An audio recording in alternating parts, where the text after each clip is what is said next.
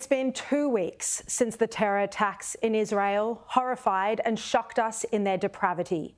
2 weeks since the world we thought we knew in the 21st century of inclusiveness and equality was shaken, and it feels like it'll never be the same again.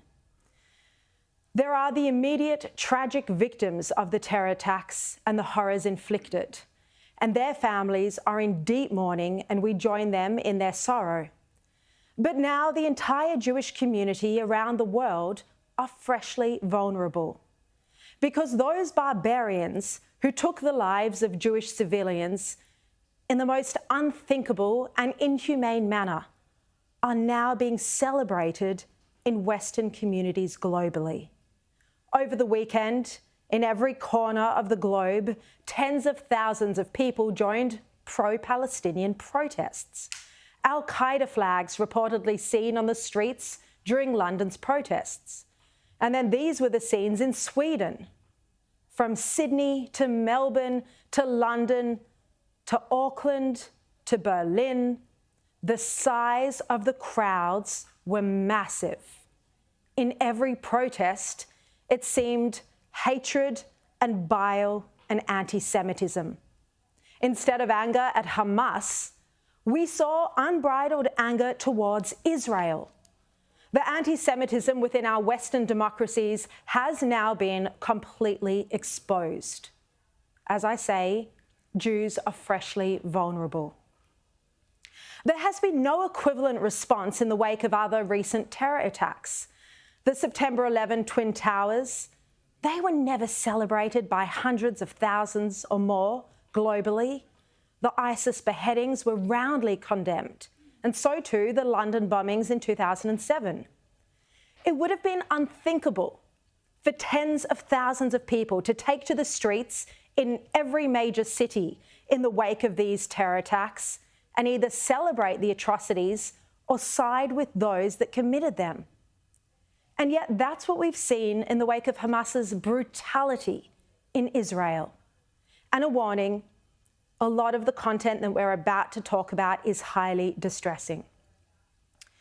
But we've sadly seen solidarity not with Israel, but with Gaza, where the governing body Hamas has burnt and beheaded babies, killed children, and torn babies from pregnant women's stomachs.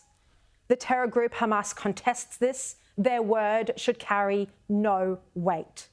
Our despicable media praising these protests, these marches as peaceful, are implicitly condoning anti-Semitism.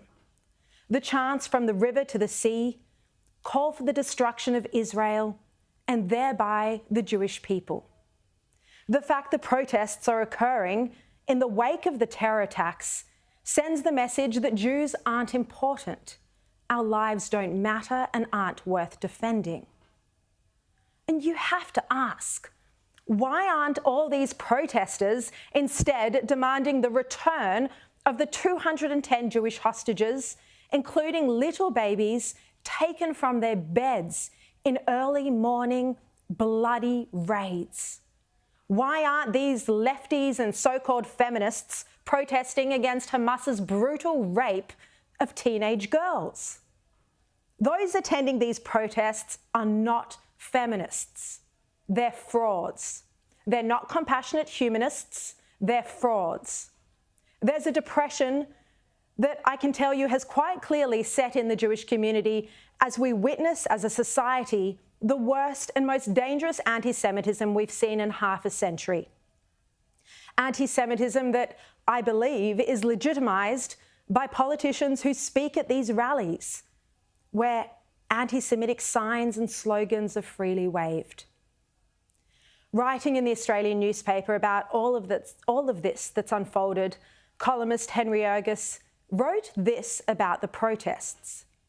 He said those Jew haters were out in force, disgracing Sydney's streets, even as Hamas was still butchering its way through southern Israel. If they weren't as vocal in subsequent marches, it was because the organisers specifically asked for the Jew-hating cries to be silenced. In doing so, They simply confirmed what everyone knows, that had the crowd been left to its own devices, the filth would have spewed like excrement from a burst sewer. It's actually heartbreaking that in this country we all love, we're seeing an imported hatred towards the Jewish community that's tolerated by political leaders, the media and law enforcement. The media, here in Australia and internationally, have been appalling. Most media outlets were quick to take Hamas's word as gospel that Israel bombed a hospital. It was a lie. And then they were slow to half-heartedly walk back that claim. How can media organisations seriously think that terrorists who would burn babies wouldn't lie? It was refreshing to see the former Israeli Prime Minister Naftali Bennett accuse the EBC while he was on air with the BBC of bias and of lacking moral clarity. And I understand that BBC has taken a side of on the Gazan side because all your questions are only about the Gazan civilians. That's not you true. Haven't asked one question. That's not you haven't true. asked one question I began about by those children. From the very beginning of this interview, you just are asking me about them. Mr. But Bennett, it seems that that you is care not true. little about our side. Oh, it is. Mr. Bennett, I began by talking about the hostages. And what I'm asking you about now is... No, I'm not talking about the hostages. I'm talking about the babies that were murdered. And you keep on caring only about one side, but that is the BBC way. But let me tell you something. We're here protecting you. We don't need your protection. And if you think there's a balance here between two equal sides, then you are lacking moral clarity. And BBC, I must say, is lacking moral clarity. He's so right. Now, have you noticed that media outlets and politicians have started calling for a ceasefire? A ceasefire. Now, this is deeply problematic, and let me explain why. A ceasefire may sound compassionate and peace-loving, but think about what people who propose a ceasefire are actually calling for. A ceasefire is accepting that Israel should have no response at all to the slaughter of Jewish men, women and children. Those calling for a ceasefire are again legitimising anti-Semitism. Henry Ergas, in his brilliant column, writes that there will no doubt be even louder calls from Hamas's supporters for an immediate ceasefire. Every aggressor, wrote the great military theorist Karl von Clausewitz, is a lover of peace. Every aggressor is a lover of peace. He wants his aggression to go unopposed. But to prevent aggression, we must fight.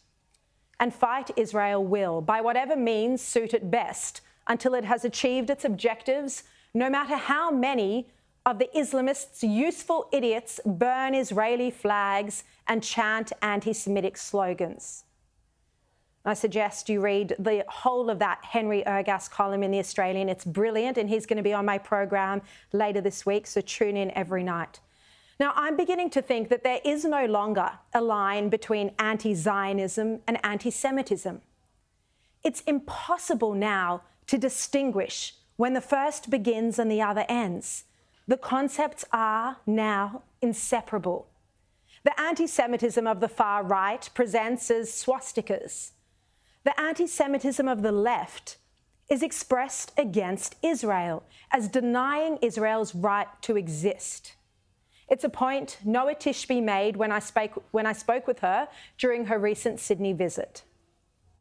The one on the left is slightly more hidden. It's slightly more hidden because it's anti-Israel's sentiment, because it's denying the world's single Jewish state's right to exist. It's harder for people to actually understand that this is anti-Semitism, but it is. It's anti-Semitism 2.0.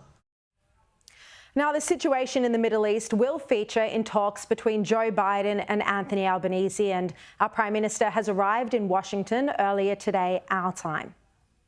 There's no doubt that the focus of the world is on the unrest in the Middle East following Hamas's invasion and atrocities that were committed in Israel. And we will no doubt be talking about those issues. Australia and the United States are important partners. We will be having discussions. It'll be interesting to see if Albanese is indeed in lockstep with America in its support of Israel when he has the likes of Ed Husic and Anne Ali and their constituencies on another page. And here was Secretary of State Antony Blinken again today, reiterating America's strong support for Israel. Israel has not only the right, as we've said, but the obligation to defend itself. We're not in the business of second-guessing what they're doing. We are talking to them on a regular basis about how they do it. Meanwhile, US Defense Secretary Lloyd Austin has predicted that the war against Hamas would be a tougher fight than the 9-month campaign against ISIS in Mosul. This may be a bit more difficult because of the underground network of tunnels and the fact that they've had a long time to prepare for a fight. So I think you'll see a fight that's characterized by a lot of IEDs, a lot of booby traps, and just really grinding activity going forward. Adding to the complexity of this war is still the uncertainty over whether Iran and Lebanon will become directly involved. I mean, Iran is already involved, of course, through its funding of Hamas and Hezbollah. Israeli Prime Minister Benjamin Netanyahu went north near the border of Lebanon today, and he ordered this warning. If Hezbollah goes to war with Israel, it will make the mistake of its life. We will cripple it with a force it cannot even imagine, and the consequences for it and the Lebanese state will be devastating. And there's no question, if Israel has to battle enemies in the north and in the south, it will be increasingly difficult. In Israel, families are now saying farewell to their loved ones as young men and women are called up to defend the Jewish homeland. The hearts of their mothers and fathers, their wives, their husbands are in their chest. These are truly dark times. But the only option now is for Hamas to be destroyed in a war that Israel didn't ask for, didn't want, but has been forced upon it as it fights to bring home its stolen children, babies and families.